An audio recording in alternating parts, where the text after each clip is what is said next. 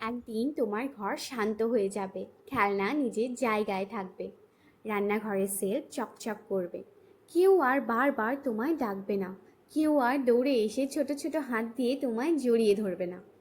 আজকে যেই আওয়াজ তোমায় একটু পর পর জ্বালাতন করে, একদিন সেই আওয়াজই তোমার মন ভেঙে দেবে।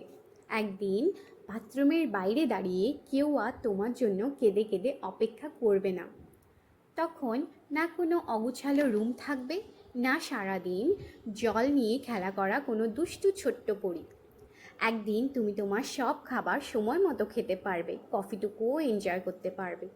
একদিন তোমার রাতের ঘুম আর অসম্পূর্ণ থাকবে না, তোমার ছোট্ট পুতুলটি আর তোমার গা ঘেঁষে শুয়ে থাকবে না। আর তখন তুমি এই ক্লান্তিপূর্ণ কষ্টে ভরা কিন্তু জীবন্ত মুহূর্তগুলোকে অনেক মিস করবে।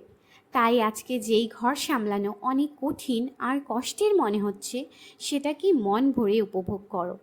কেননা একদিন এই কঠিন দিনগুলোই জীবনের সবচেয়ে সুন্দর স্মৃতি হয়ে থেকে যাবে।